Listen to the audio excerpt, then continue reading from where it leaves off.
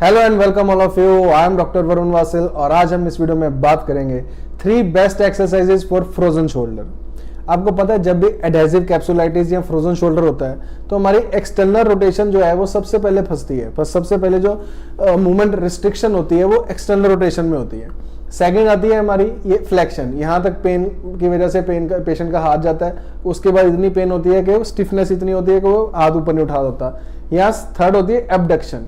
ये 3 important movements हैं जो सबसे ज़्यादा स्टिफ होती हैं और सबसे ज़्यादा जो पेन होती है वो इन्हीं 3 मूवमेंट्स में होता है। तो मैं आपको सिंपल ये स्टिक से 3 ऐसी एक्सरसाइज बताऊंगा जिससे हम इस मूवमेंट को इजीली घर पे खोल सकते हैं, यानी कि इसकी जो स्टिफनेस है उसको कम कर सकते हैं, आपका पेन भी कम कर सकते हैं और रेंज ऑफ मोशन भी बढ़ा सकते हैं। तो इस वीडियो को लास्ट तक जरूर देखिए। चलिए चलते हैं। सबसे पहले फ्लेक्शन को हम इंक्रीज कैसे करेंगे। फ्लेक्शन रेंज ऑफ मोशन, इस तरह से इसको हम बोलते हैं फ्लेक्शन। इसको हम किस तरह से इंक्रीज करेंगे। मान लीजिए मेरा लेफ्ट हैंड जो है वो अफेक्टेड हैंड है और ये जो है राइट हैंड नॉन अफेक्टेड है।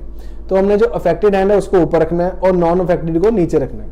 मान लीजिए इतनी रेंज है और इसमें ध्यान ये रखना है कि जो एल्बो है वो सीधी रहनी चाहिए, एल्बो फोल्ड नहीं होनी चाहिए, एल्बो सीधी। इतना रेंज है तो इतना नीचे आ सकता है तो नीचे रख लें।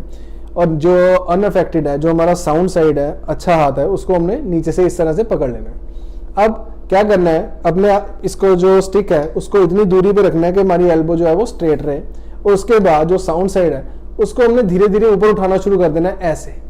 ये देखिए, अब मैं अपना लेफ्ट हैंड नहीं मूव कर रहा, सिर्फ राइट हैंड का जोर लगा रहा हूं और लेफ्ट हैंड जो है वो ऑटोमेटिकली ऊपर जा रहा है। अब इस तरह से हमने रेंज ले ली। मान लीजिए आपको इतनी डिग्री पे आके पेन शुरू हो गया, यहाँ पे स्टिफनेस शुरू हो गई। उसके बाद आपने उसी रेंज में, यानी कि पेन की रेंज में, उसको धीरे धीरे ऑसिलेट करना है ऐसे।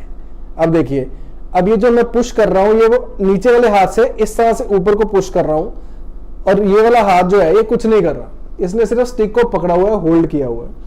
अब बिना इसकी एक्टिव मूवमेंट के, ये इसको कहते हैं पैसिव मूवमेंट, इसको पैसिव मोबिलाइजेशन, यानी कि हम खुद से अपने हाथों से ये पैसिव मोबिलाइजेशन इसको दे रहे हैं। देखिए यहाँ पे आ गया। इसके बाद इसकी रेंज इस तरह से बढ़ानी है आपने ऐसे। ये ऑसिलेशन इसको बोलते हैं। इसमें झटका नहीं देना, ऐसे ऐसे किसी ने नहीं करना, नहीं तो इन्फ्लेमेशन बढ़ जाएगा। सिंपल सा मूवमेंट है, ऐसे पकड़ा और बड़ा स्मूथली इसको, ये देखिए कितने स्मूथली हम इसको लेके जा रहे हैं ऐसे। अब इस तरह से आपकी जहां पे रेंज है उस पेन की रेंज में आप उसको ऑसिलेट कीजिए। 30 ऑसिलेशंस देनी है। ऐसे आपने 3 सेट करने हैं, चाहे आप मॉर्निंग में करिए चाहे इवनिंग में करिए। हीट देके करेंगे तो ज्यादा अच्छा रहेगा। सिर्फ जिसको नाइट पेन होता है फ्रोजन शोल्डर में, रात को नींद नहीं आती पेन की वजह से, सिर्फ वो आइस पैक लगाएं। अदरवाइज जिनका क्रॉनिक केस हो चुका है वो हीट पैड लेके एक्सरसाइज करें। ये होगी हमारी फर्स्ट एक्सरसाइज। अब चलते हैं अपनी सेकेंड एक्सरसाइज जो कि है एक्सटर्नल रोटेशन। अब उसमें क्या करना है, उसमें हमने क्या करना है, स्टिक को इस तरह से साइड में रख लेना है और एल्बो को ऐसे फोल्ड कर लेना है इस तरह से। अगर इतना नहीं पहुंच रहा है तो इतना रख लीजिए। इस तरह से हमने होल्ड कर लेना है और इस तरह से ये पोजीशन होनी चाहिए हमारी स्टिक की, इस तरह से थोड़ी सी स्लांट, और इसको हमने ऐसे पकड़ लिया। अब इस हाथ से, अब देखिए ये वाला जो हाथ है उसको मैं इस तरह से लेके जाऊंगा।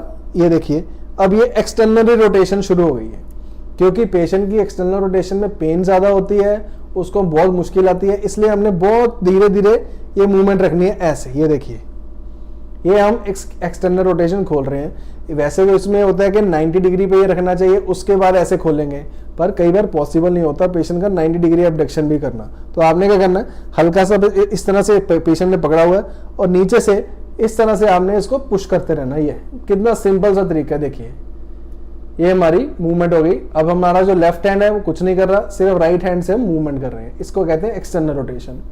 इसी एक्सटर्नल रोटेशन को हम लेट के भी कर सकते हैं। लेट के अगर पेशेंट को कंफर्टेबल नहीं है बैठ के सिटिंग में, तो वो लाइंग पोजीशन में, सुपाइन लाइंग पोजीशन में भी इस तरह से इस मूवमेंट को कर सकते हैं, जो कि पेशेंट को ईजी भी रहता है लाइंग पोजीशन में। नेक्स्ट आता है हमारा एबडक्शन, जो हमारी ये वाली मूवमेंट होती है साइड वाली। अब आप परफेक्ट सपोर्ट के सारे प्रोडक्ट सुकून फिजिकल थेरेपी की वेबसाइट पे जाके डायरेक्टली ऑर्डर कर सकते हैं। Back support pillow, cervical pillow या नी एक्सरसाइज के लिए जितने एक्सरसाइज प्रोडक्ट्स हैं। अब एबडक्शन यानी कि इस साइड मूवमेंट के लिए हम स्टैंडिंग में करेंगे। अब इसमें हमने क्या करना है, इस तरह से हमने स्टिक को पकड़ लेना और इस पोजिशन में पकड़ना है, ऐसे नहीं पकड़ना। ऐसे जो हाथ होता है वो हम ऐसे तो उठाते नहीं है, हम या तो इस तरह से उठाएंगे या ऐसे उठाएंगे। तो हमने स्टिक को क्या करना है, इस तरह से पकड़ लेना है। ये इस पोजीशन में हमारा जो पाम है वो आपकी साइड फेस कर रहा है इस तरह से, तो इसको इस तरह से पकड़ेंगे। अब क्या करेगा, ये जो स्टिक है हमने इसको बिल्कुल साइडवेज ले जाना ऐसे। ये देखिए मेरा राइट हैंड जो है वो स्टिक को उठा रहा है। इसमें भी यही ध्यान रखना है कि जो एल्बो है वो स्ट्रेट होनी चाहिए। लोगों की एल्बो ऐसे नहीं होनी चाहिए, ये गलत हो जाएगा। आपकी एल्बो स्ट्रेट है, नीचे से हमने इसको पकड़ा हुआ है। अब राइट हैंड से हम देखिए इस तरह को इसको पुश कर रहे हैं ऐसे। अब जहां पे पेन आया वहीं पे ऑसिलेशन ऐसे। ऑसिलेशन का मतलब होता है कि हम पेन की रेंज में उसको थोड़ा थोड़ा पुश कर रहे हैं, और पुश करते करते उसकी जो मूवमेंट है, उसकी जो नई रेंज है वो बनेगी। ये देखिए अब इस तरह से हम एबडक्शन कर रहे हैं। अब ये एबडक्शन के भी 30 हमने ऑसिलेशन देके उसके बाद रिलैक्स कर लेना। अगर आपसे 30 नहीं दिए जा रहे तो 10-10 के 3 दे लिए, उसके बाद 15-15 के 3 करिए। इस तरह से आप अपने आप को मूवमेंट को इंक्रीज कर सकते हैं, क्योंकि फ्रोजन शोल्डर जिसको होता है उसको बहुत ज़्यादा प्रॉब्लम होती है डेली क्लोथिंग को डालना, कोई मूवमेंट है उसको करना, कोई चीज़ पकड़ना, उसको झटके भी बड़े लगते हैं।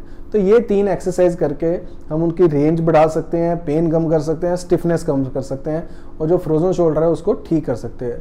तो इस वीडियो को ज़्यादा से ज़्यादा लाइक कीजिए, शेयर कीजिए। आपको सिर्फ इसके लिए स्टिक चाहिए, स्टिक से ही आप सारी एक्सरसाइज कर पाएंगे।